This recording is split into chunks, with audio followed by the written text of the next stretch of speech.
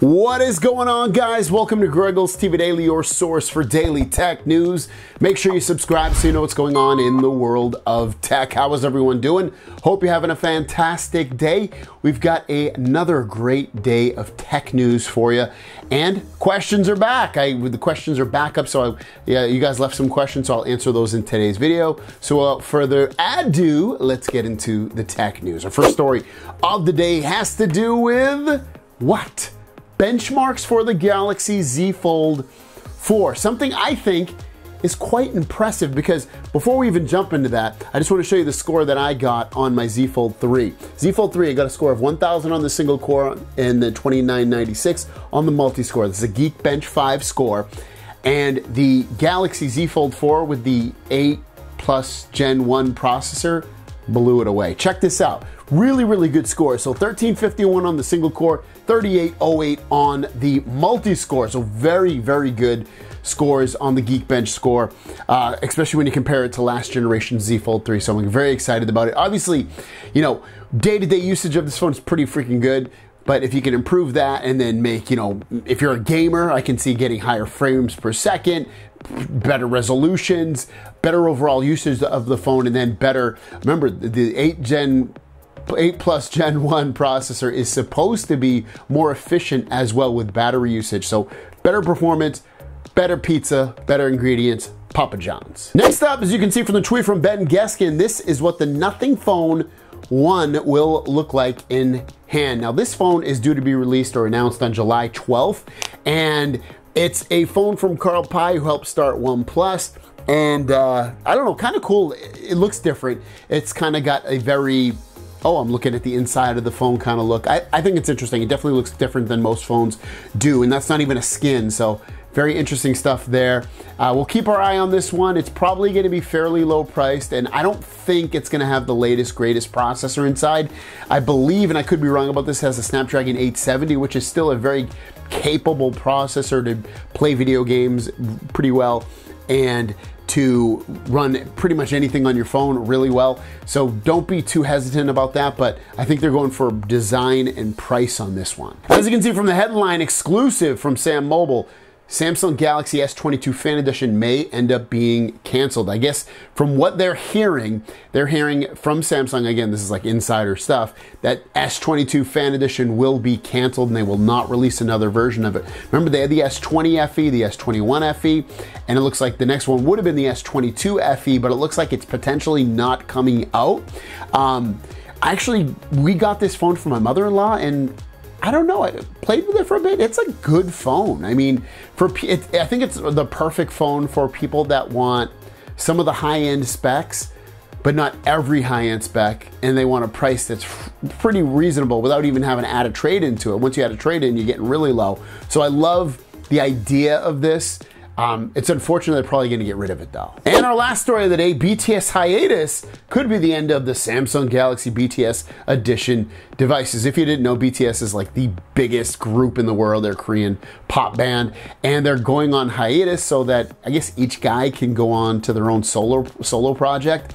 And if you remember, BTS has been very heavily used in some of the Galaxy devices, specifically some of the higher ones, the Z Fold 3, the Z Flip 3. They had their own edition of the phone. I think it was on the S20 line, S20 Plus, and they had their own earbuds. And, you know, so they're kind of integrated in this. So the thoughts and the dreams of there potentially being another BTS device are probably fairly low at this point. So just to throw that out there, that, you know, if you're waiting for a BTS edition of the phone, looks like it probably won't happen due to them kind of at least taking a little bit of a break from each other. Thanks for watching, guys. Your question of the day: if you could choose a band edition of a phone or earbuds, which one would you choose? Like, just make anybody. Maybe you want like a Nirvana edition, or maybe you want a Green Day edition, or a Whitney Houston. Like, what kind of edition of a phone would you want? We've had these BTS editions. I don't know, which one would you want? I don't even know for me if I'd want, maybe the Midnight. I think the Midnight would be a cool one because it'd have some cool colors and neon colors. So I'd probably go with the Midnight. That's a group you can look up. Let me know about you guys in the comments down below. With that said, let's jump into the Q&A portion of the video and drop that beat. First question of the day comes from Willie D3. Hey Greggles, do you think the improvement of the front screen on the Z Fold 4 will hinder video viewing when the phone is unfolded? Watching videos on the inside screen will be more narrow aspect and taller. No, it's actually going to be fatter and shorter, so I don't know what you mean. On both sides, actually. The inside and outside would be shorter and fatter. So, but in the grand scheme of things, do I think it'll hinder the video viewing ability? I would guess there's probably going to be black bars still, no matter where you watch it, have it been the inside or the outside. So if that bothers, then yes. Otherwise, I mean, I'll be fine with it. Next question from Jackson Berger. What is your current setup? What devices do you currently use? Any gripes with them? Any products you wish you bought that you don't have or that you'd like to trade in? Thank you for making the question and answer segment. So my current setup, I don't know if you mean like what I record with or whatever. But I guess I'll go through all that. So what I record with is, this is a Panasonic GH5. I've been using this for a while. Beyond that, I use a bunch of cameras. Sony ZV-1, I use that for like when I do stuff not in my office or when I do top-down recording. I just picked one of these up, a GoPro Hero 10. So I've recorded a couple of things with this. I'm gonna use these more for my like bike reviews, my electric bike reviews, which I will have another one coming up very, very soon.